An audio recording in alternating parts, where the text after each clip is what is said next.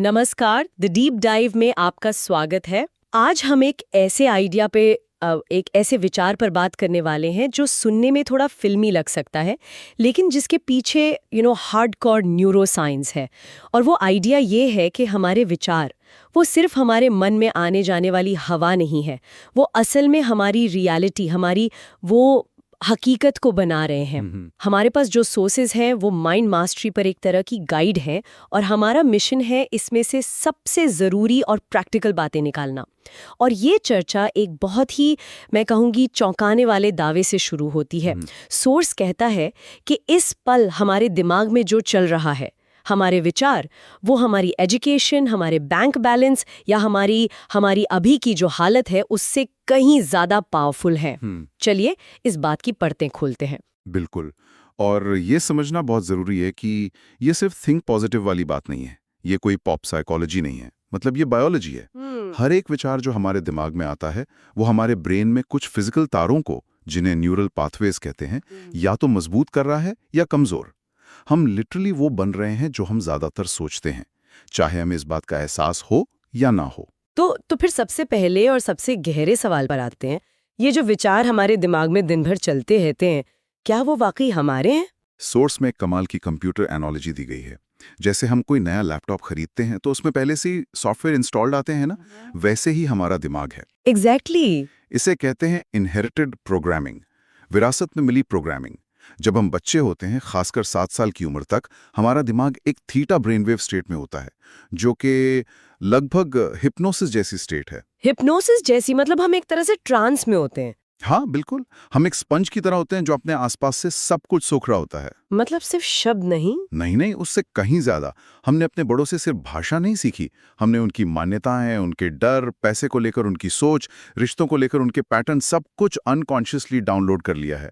पैसा पेड़ पर नहीं उगता या जिंदगी एक संघर्ष है, हाँ, ये सब बातें। ये सिर्फ कहावतें नहीं रहती, ये हमारी रियलिटी का ब्लूप्रिंट बन जाती हैं। ये तो मैंने अपने घर में 1000 बार सुना है। पैसे कमाना बहुत मुश्किल है, और सोर्स ये भी कहता है कि जो हमने देखा उसका असर सुने हुए से भी ज्यादा गहरा होता है। अगर हमने अपने माँ बाप को हमेशा पैसे के लिए लड़ते झगड़ते देखा, तो हमारा सबकॉन्शियस माइंड ये प्रोग्राम बना लेता है कि पैसा मतलब स्ट्रेस। बिल्कुल, पैसा मतलब कमी। हाँ, कमी। और सबसे ट्रिकी बात यह है कि ये प्रोग्राम हमें सच लगते हैं, ये हमारी अपनी राय लगती है। सोर्स में एक बेहतरीन उदाहरण है। बहुत से लोगों में सफलता का एक गहरा अवचेतन डर होता है। उन्हें लगता है कि अगर वो ज्यादा सफल हो गए तो उनके दोस्त, रिश्तेदार उनसे जलने लगेंगे या वो अकेले पड़ जाएंगे। हाँ, और ये डर उनका अपना नहीं होता, ये उन्होंने शायद बचपन में किसी को सफल होने पर अकेला पड़ते देखकर सीखा होता है। ये जानना कि हमारे कई गहरे विश्वास असल में हमारे हैं ही नहीं, ये इस पिंजरे से बाहर निकलने का पहला और सबसे जरूरी कदम है। Okay, my mind is a little blown right now. मतलब ये जानना कि हमारे कई गहरे विचार असल में हमारे हैं ही नहीं, ये तो ऐसा लगता है कि हम असहाय हैं, कि हम तो बस एक प्री प्रोग्राम्ड रोबोट हैं। पर क्या वाकई ऐसा है, या विज्ञान हमें कोई रास्ता दिखाता है? लेकिन पिछले 20-30 सालों में न्यूरोप्लास्टिसिटी की खोज ने इस पूरी सोच को पलट कर रख दिया है। न्यूरोप्लास्टिसिटी मतलब प्लास्टिक ब्रेन जो फ्लेक्सिबल हो। एग्जैक्टली। प्लास्टिक का मतलब है जिसे बदला जा सके, जिसे नया आकार दिया जा सके। न्यूरोप्लास्टिसिटी का सीधा सा मतलब है कि हमारा दिमाग हमारे विचारों और अनुभवों के आधार पर लगातार खुद को बदल रहा है, रिवायर कर रहा है। ये बिल्कुल एक बगीचे की तरह है। अच्छा। मतलब अगर आप खरपतवार को पानी देते रहेंगे तो खरपतवार ही उगेगी, और अगर आप फूलों के बीज डालकर उन्हें पानी देंगे तो फूल खिलेंगे। प्रिसाइसली। और सोर्स में जो खेत वाला उदाहरण है वो इसे और भी अच्छे से समझाता है। सोचिए, एक बहुत बड़ी घास वाला खेत है और आपको उसे पार करना है। पहली बार जब आप गुजरेंगे तो बहुत मेहनत लगेगी, रास्ता नहीं होगा। हाँ, और आपको रास्ता बनाना पड़ेगा घास को हटाते हुए। जी।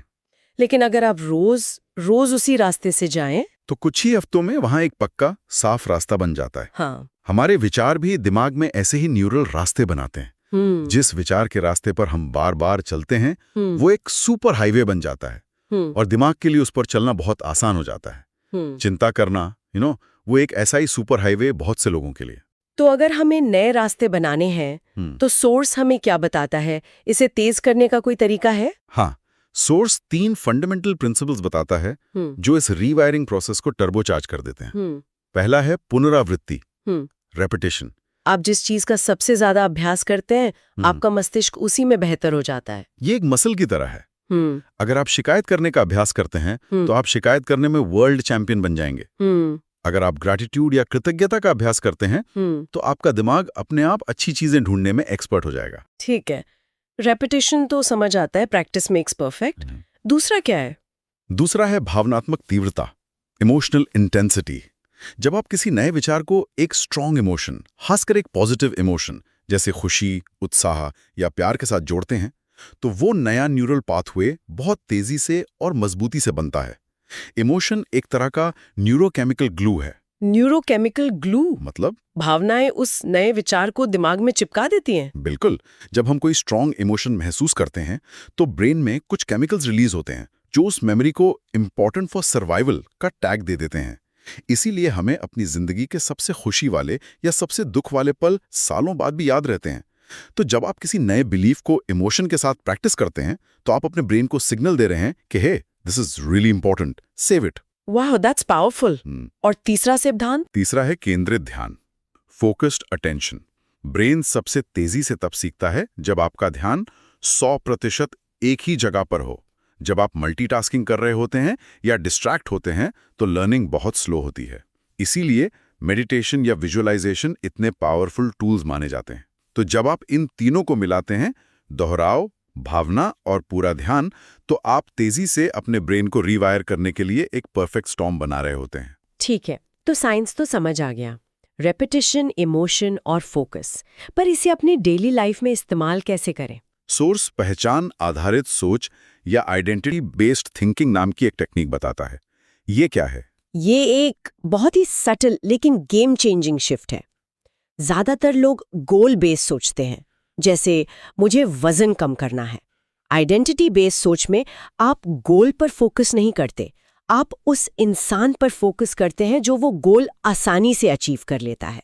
थोड़ा और समझाइए। मैं आत्मविश्वासी बनना चाहता हूँ सोचने के बजाय आप सोचते हैं मैं एक आत्मविश्वासी व्यक्ति हूँ।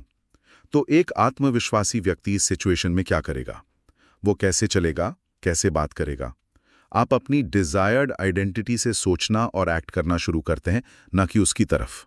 अच्छा, तो आप आउटकम को नहीं, आइडेंटिटी को टारगेट करते हैं। एग्जैक्टली। सोर्स में मॉर्निंग पर्सन न होने का एक बड़ा रिलेटेबल उदाहरण है। कोई है जो खुद को नाइट आउल मानता है, वो सुबह उठते ही उस पहचान को मजबूत करने वाले काम करता है।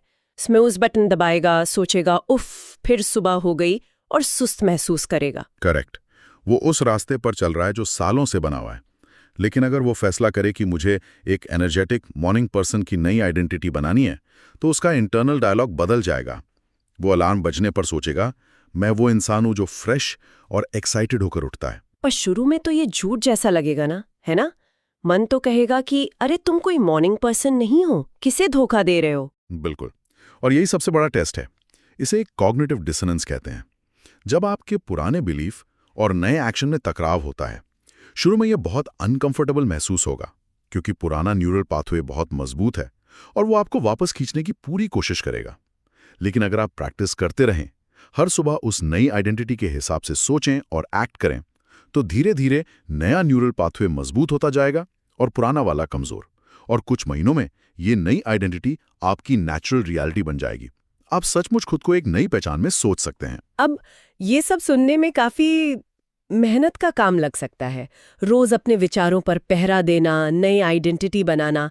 लेकिन सोर्स में कमाल का आइडिया है जो इस पूरी प्रक्रिया को बदल देता है, और वो है विचारों का चक्रवृद्धि प्रभाव, the compound effect of thoughts.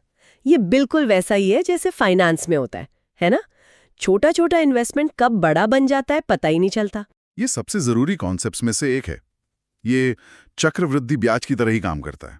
एक छोटा सा मामूली सा विचार जब उसे लगातार दोहराया जाता है तो समय के साथ वो आपकी पूरी जिंदगी बदल सकता है। हर बार जब आप एक एम्पावरिंग विचार चुनते हैं तो आप उस न्यूरल पाथवे को थोड़ा सा मजबूत करते हैं, जो आपकी फीलिंग्स को थोड़ा सा बेहतर बनाता है, जो आपके एक्शंस को थोड़ा सा बदलता है, और ये सब मिलकर धीरे धीरे आपकी आइडेंटिटी को आकार देते हैं। तो इसका मतलब ये हुआ कि मुझे रातों रात नहीं, एकदम से पॉजिटिव थिंकर या ज़ेन मास्टर बनने की जरूरत नहीं है। बिल्कुल नहीं। और वो सस्टेनेबल भी नहीं है। सोर्स का तर्क है कि आपको बस अपने विचारों की क्वालिटी में रोज 1% का सुधार करना है। बस एक छोटा सा बेहतर विचार चुनना है। मान लीजिए आपको पब्लिक स्पीकिंग से डर लगता है, तो मैं स्टेज पर जाकर सब गड़बड़ कर दूंगा सोचने के बजाय आप बस ये सोचें, क्या होगा अगर मैं बस एक इंसान को अपनी बात से कनेक्ट कर पाया। ये एक छोटा सा शिफ्ट है, लेकिन अगर आप ये रोज करेंगे तो कंपाउंड इफेक्ट अपना काम करेगा। ये बिल्कुल उस जहाज की तरह है जो अपने रास्ते से सिर्फ 1 डिग्री भी भटक जाए तो शुरुआत में तो ज्यादा फर्क नहीं पता चलता, लेकिन हजारों मील की यात्रा के बाद वो एक पूरे अलग कॉन्टिनेंट पर पहुंच जाता है। What a perfect analogy. हमारे विचार वो 1 डिग्री का शिफ्ट है। हर विचार आपके भविष्य के लिए एक इन्वेस्टमेंट है। या तो आप चिंता, शक और डर के अकाउंट में इन्वेस्ट कर रहे हैं, या फिर आप साहस, संभावना और विश्वास के अकाउंट में इन्वेस्ट कर रहे हैं। कोई भी विचार न्यूट्रल नहीं होता। ये बहुत पावरफुल आइडिया है। अब सोर्सेज एक आखिरी और सबसे एडवांस्ड टेक्निक के साथ खत्म होते हैं। अपने फ्यूचर सेल्फ या भविष्य के स्व के नजरिए से जीना। ये सुनने में थोड़ा साइंस फिक्शन जैसा लगता है। इसका क्या मतलब है? ये fake it till you make it से बहुत अलग है। ये नाटक करने के बारे में नहीं है। ये इस बारे में है कि आप अपने उस वर्जन से कनेक्ट करें जो आप बनना चाहते हैं। वो वर्जन जो आपके सारे गोल्स अचीव कर चुका है, जो ज्यादा समझदार और शांत है, और फिर उसकी विजडम और कॉन्शियसनेस से आज के फैसले लें। जब भी आप